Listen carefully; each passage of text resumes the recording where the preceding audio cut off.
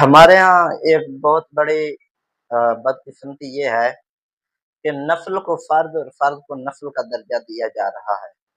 میں یہ بات بڑے درد دل سے کہہ رہا ہوں کہ بہن کے گھر کے پانی کو پینا تو حرام کہا جا رہا ہے، اور اگر کسی نے پی لیا تو کہتے ہیں یہ تو بہت اچھا نہیں کیا، برا کیا ہے۔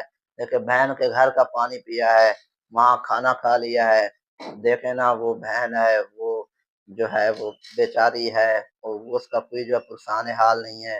آپ دیکھیں اس کی کیفیت دیکھیں، اچھا ان کے پاس کوئی جو ہے وہ اٹھنے بیٹھنے کی جگہ نہیں ہے، وہ کمزور ہے۔ اس طرح کی باتیں کی جاتی ہیں، حتیٰ کہ پانی نہ پینے کے نام سے بہن کے گھر بھی نہیں جایا جاتا۔ بہن سے تعلقات جو استوار رکھنے چاہیے، جو ذی رحم محرم کے جو رشتے ہیں ان میں سے ایک بہن بھی ہے، تو اس طرح کے تعلقات بھی نہیں رکھے جاتے۔ ایک طرف تو یہ ایک ہمارے ہاں المیہ ہے۔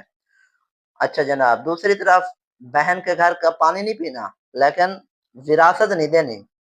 جو بہن کو رب تعالیٰ نے حصہ دار بنایا ہے بھائیوں کا، والد کی جائیداد کا، وہ نہیں دینا، لیکن بہن کے گھر کا پانی بھی نہیں پینا، یہ حرام ہے۔ یار یہ کہاں کا معیار ہے؟ شریعت ہمارے پاس موجود ہے، ہمارے پاس حضور کا فرمان موجود ہے، قرآن موجود ہے۔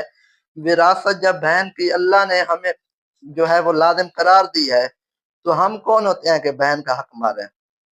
اچھا پھر ایک اور عجوبہ کہ جناب ہم نے اپنی جو بہن تھی، ہم نے جو اپنی بیٹی تھی، جب اس کو بیایا تو بہت زیادہ جہیز دیا تھا، وراثت اسی میں وضع ہو گئی۔ یار جہیز اللہ تعالیٰ کی طرف سے، حضور علیہ السلام کی طرف سے لازم ہی نہیں ہے۔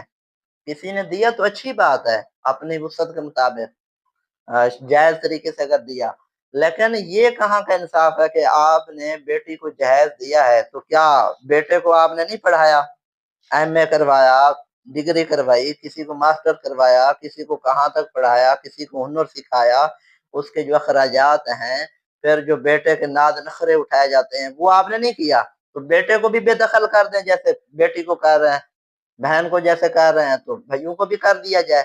تو بھئی یہ انصاف نہیں ہے، یہ ہم نے اپنی طرف سے قانون بنا رکھا ہے، بندوں کا بنایا ہوا قانون یہ نہیں چلے گا۔